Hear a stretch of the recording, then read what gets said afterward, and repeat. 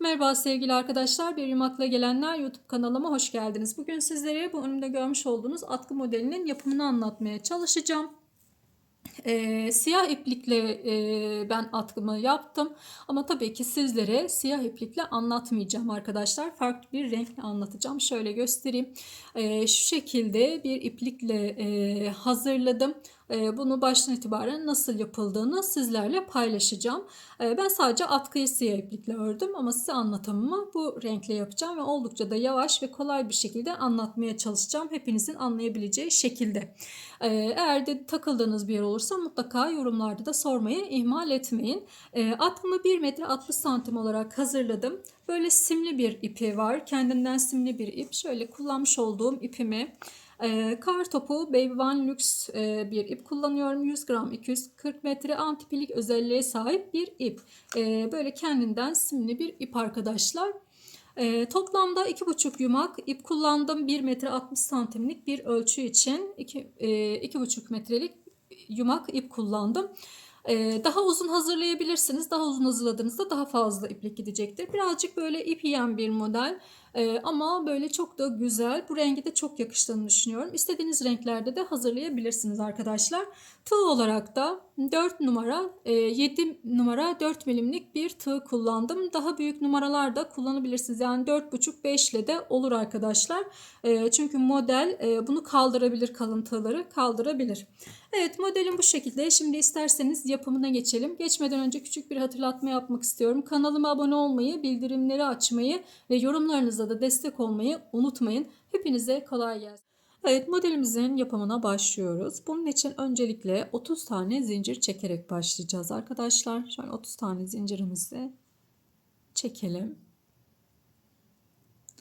Zincirlerimizi de çok sıkı çekmemeye çalışıyoruz.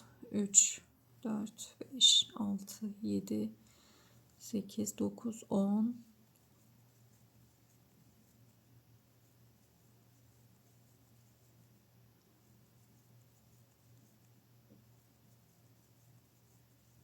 29, 30. 30 tane zincir çektim.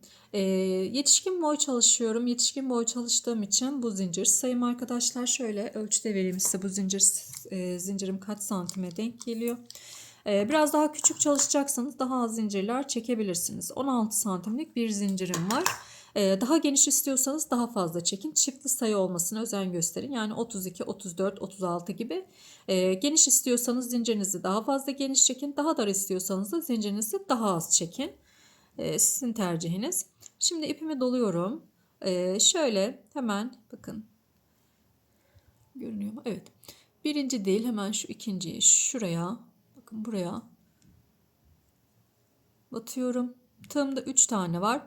Hepsini tek seferde topladım. Bir tane zincir çektim. Şimdi bir tane atlıyorum. İkinciye batıyorum. Tığımda 3 tane var. Hepsini tek seferde topluyorum. Bir tane zincir çekiyorum yine. İpimi doluyorum. Bir zincir atlıyorum. İkinciye batıyorum. 3 tane ilmeğim var tığımda. Hepsini tek seferde topladım. Bir zincir çekiyorum. İpimi doluyorum. Bir tane atlıyorum. İkinciye batıyorum. Hepsini tek seferde topluyorum. Yani çakma trabzan yapıyoruz arkadaşlar. Bir zincir çekiyorum. Bir tane atlıyorum. İkinciye batıyorum. Hepsini tek seferde topluyorum. Bir zincir çekiyorum. Bir tane atlıyorum. İkinciye batıyorum. 3 tane var tığımda. Hepsini tek seferde topluyorum. Bir zincir çektim. İpimi doluyorum. Bir tane atlıyorum. İkinciye batıp hepsini tek seferde topluyorum.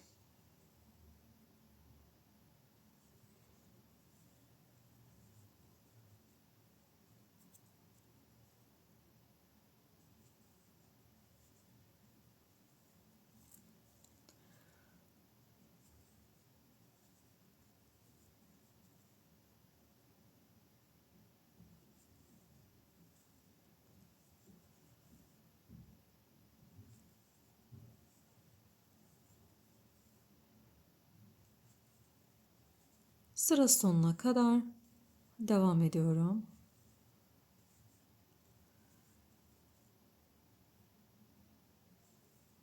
Evet. Şimdi bir tane zincir çektim ve döndüm.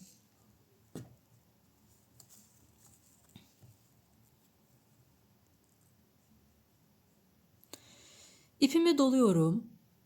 Hemen dip kısmına şuraya bir tane çakma trabzan yapacağım. Bakın hemen buraya bir tane, şöyle kendini belli ediyor burada. Bir tane çakma trabzan yapıyorum. Modelimiz hep bu şekilde çakma trabzanlardan oluşacak. Yani ipimizi doluyoruz, batıyoruz ve hepsini tek seferde çıkıyoruz. Şimdi ipimi doluyorum. Şu boşluğa batıyorum, çektim. İpimi doluyorum.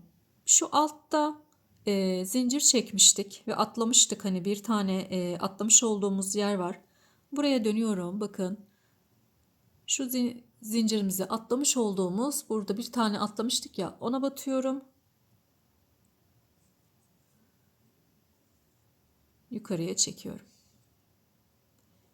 İpimi doluyorum.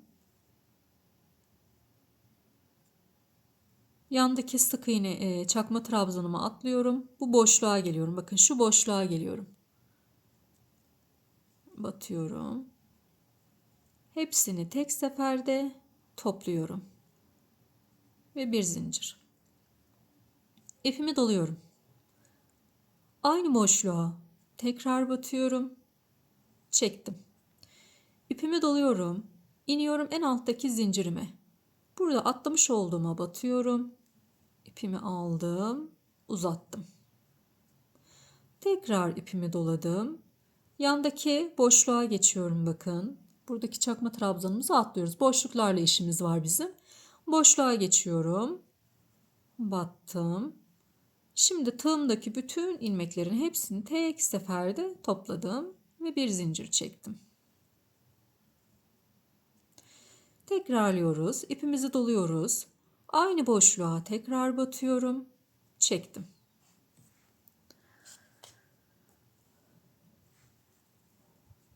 İpimi doladım. Şurada atlamış olduğumuz, bakın alttaki ilk sıradan bahsediyorum. İlk zincir sırasından, orada atlamış olduğumuz o bir zincire batıyorum. Uzatıyorum. Uzatın ilmeklerinizi. Tekrar ipimi doluyorum. Diğer boşluğa geçiyorum. Batıyorum. Ve tığımda ne kadar ilmeğim varsa hepsini tek seferde çıkardım ve bir zincir çektim. Şimdi tekrar ipimi doladım. Aynı yere tekrar batıyorum. Çektim. İpimi doluyorum. Zincirimi atlamış olduğum zincirime iniyorum. Uzattım. İpimi doladım. Ve yandaki boşluğa geliyorum. Oraya da yine batıyorum. Hepsini tek seferde topladım. Ve bir zincir çektim.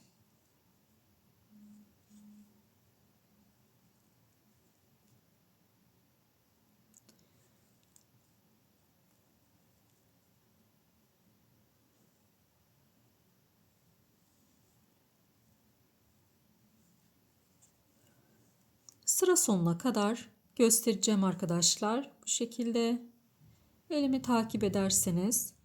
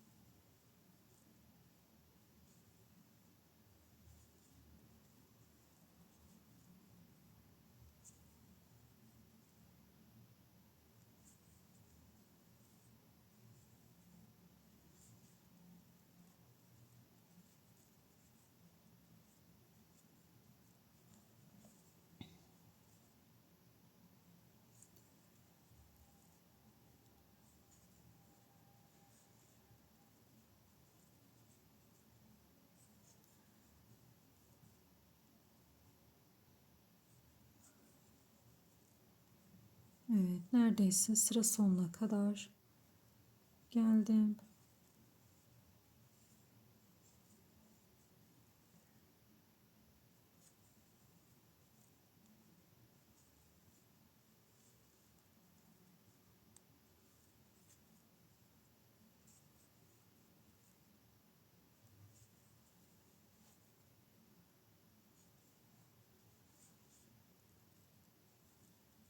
Evet, ve en son bir zincir çektik. Şu kenardaki zincirime, sık iğneme, çakma trabzanıma pardon, çakma trabzan yapıyorum. Döndürdüm. Yine bir zincir çekiyorum. Ve yine buraya, şurada zincir çektik mi? Çektik, evet. Yine buraya bir tane çakma trabzan yapıyorum. Bakın. Buraya bir tane çakma trabzan yapıyorum. Bu kenardaki çakma trabzanlarımız sürekli yukarıya doğru devam edecek. İpimi doluyorum. Şimdi bakın şu boşluğa, hemen bu boşluğa yine batıyorum. Tekrar ipimi doladım. Bu altta da bir boşluk var gördüğünüz gibi. Buraya da yine iniyorum, batıyorum. Tekrar ipimi doluyorum ve yandaki boşluğa geçiyorum. Bakın buradaki boşluğa geçiyorum. Ve yine hepsini tek seferde topluyorum. Bir zincir. İpimi doladım. Aynı boşluğa tekrar batıyorum. İpimi doluyorum. Şimdi bakın burada alttaki boşluk var. Şöyle çektiğiniz zaman görünür. Bu boşluğun hemen altında. Oraya iniyorum. İpimi aldım. Çektim. Tekrar ipimi doladım ve yandaki boşluğa geliyorum. İki örneğin arasındaki boşluk. Geldim ve hepsini tek seferde topladım. Bir zincir. Aynı yere tekrar batıyorum. Uzattım. İpimi doluyorum. Bakın altındaki boşluk burada. Bu boşluğa iniyorum. Çektim. İpimi doladım. Yandaki boşluk. Buraya da batıyorum. Hepsini tek seferde topladım. Bir zincir. Aynı yere tekrar batıyorum. Çekiyorum. Alttaki boşluğa da iniyorum. Bakın burada da yine boşluk var. Bu boşluğa da iniyorum. İpimi uzatıyorum. İpimi doladım. Yandaki boşluğa geçiyorum. Hepsini tek seferde topladım.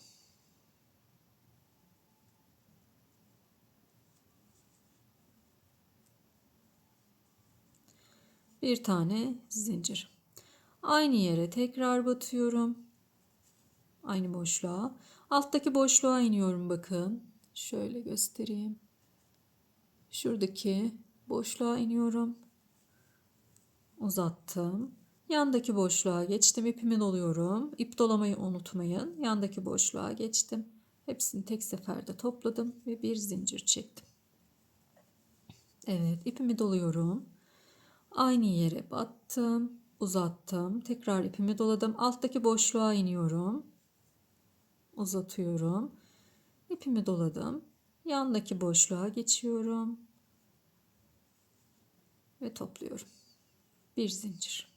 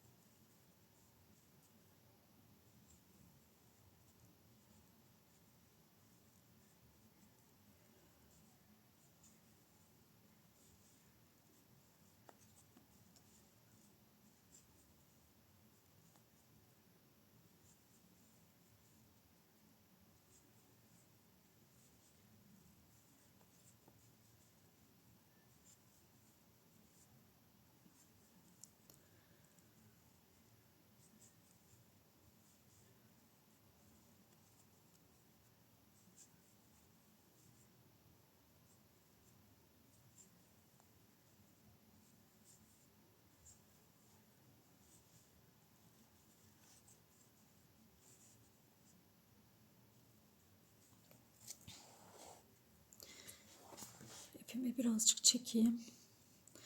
Evet, şimdi sıra sonunu nasıl yaptığımı iyice görmenizi istiyorum arkadaşlar.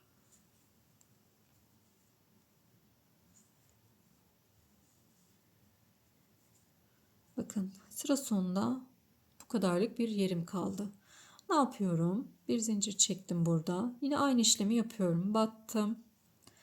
Alttaki boşluğa da batıyorum. Ve şurada da sondaki çakma trabzanımın arasında bir boşluk var. Buraya da batıyorum. Hepsini tek seferde topladım. Bir zincir çektim. Şu sondaki çakma trabzamıza bakın. Sonda zaten belli ediyor kendini.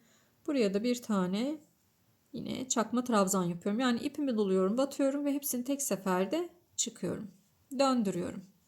Bakın modelimiz oluşmaya başladı bile. Böyle bir iki sıra daha göstereyim size. Bir zincir çektim.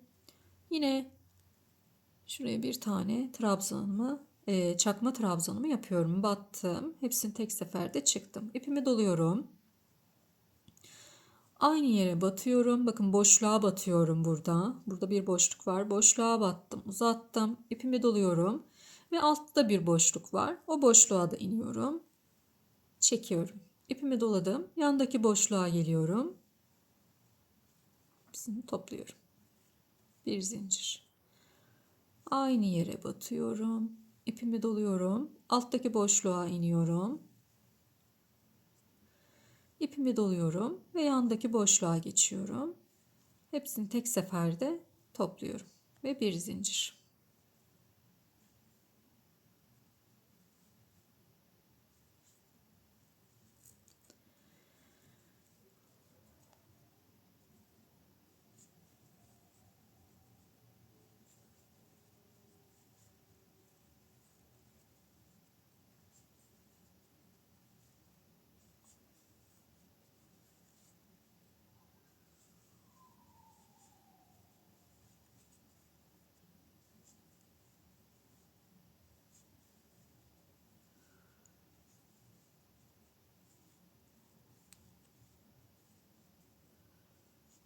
Bu modelden çok güzel battaniye de olur arkadaşlar. Hani biraz fazla ip yiyen bir model ama şahane battaniye olur.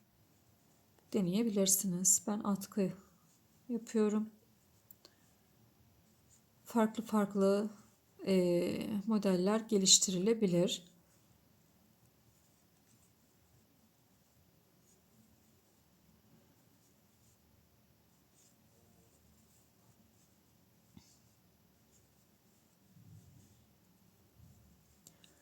Evet, hızlıysa elim yavaşlatabilirsiniz videoyu arkadaşlar. Elimden geldiğince en iyi şekilde anlatmaya çalıştım sesli olarak da.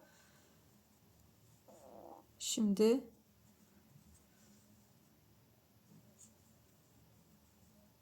hani anlamış olacağınızı düşünerek bu şekilde yapıyorum. Görün diye.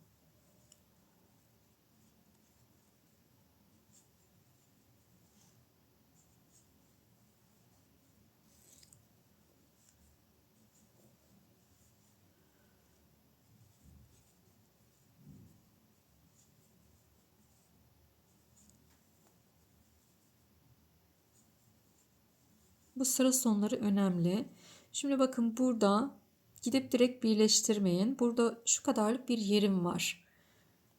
Şöyle ayırdığınızda sonda trabzanımız, çakma trabzanımız var. Bunu ayırt edemezseniz eğer bu çakma trabzanı yaptığınızda buraya bir tane sabitleyici takarsanız hiç zorluk yaşamazsınız. Şimdi ipimi doluyorum. Aynı yere tekrar batıyorum. İpimi doluyorum. Alttaki boşluğa iniyorum. Uzattım. Ve şurada bir boşluğumuz var bakın. Çakma trabzanla dolgu arasında. Hemen oraya da bir tane yapıyorum. Dediğim gibi işaretleyici takarsanız eğer zorlanmayabilirsiniz.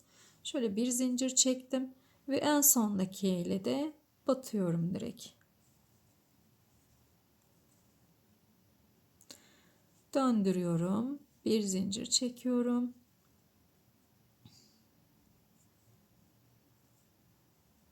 Çakma trabzan yaptım.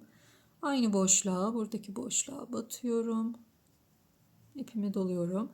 Alttaki boşluğa iniyorum. Bir altındaki boşluğa iniyoruz. Batıyorum. Ve yandaki boşluğa geçiyorum. Bir zincir. Aynı boşluk. Alttaki boşluk. ve yandaki boşluk. Evet.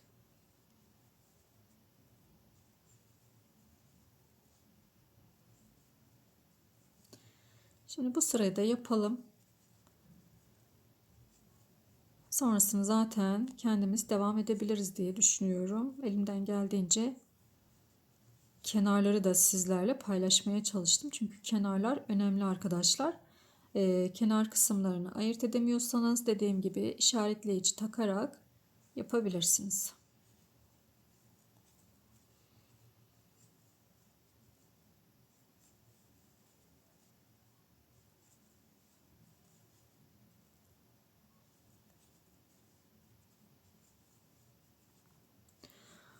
Bundan ben yetişkin yapıyorum. Çocuk için de yapabilirsiniz. Olur.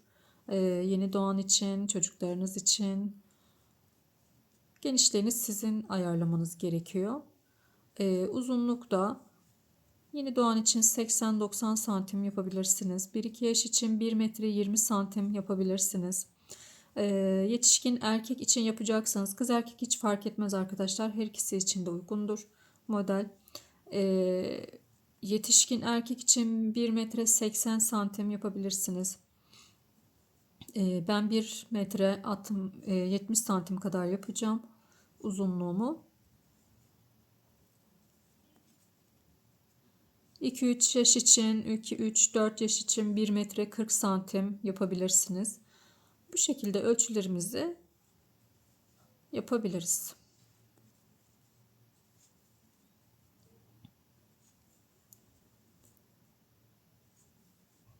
Evet, şimdi bakın. Sona geldim. Çakma trabzanım ve burada bir dolgum var. Ne yapıyorum? Burada hemen sonlandırmıyorum. Batıyorum. Alttaki boşluğa indim. Ve şurada çakma trabzanımla şu dolgum arasındaki yere geldim. Çıkarıyorum. Bir zincir çektim ve birleştirdim.